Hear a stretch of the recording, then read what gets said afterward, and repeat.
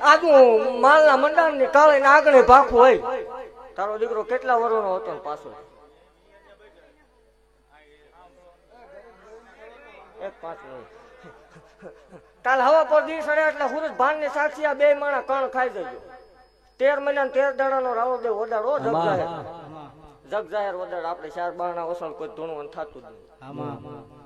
નકર તો રતન દુખિયા નું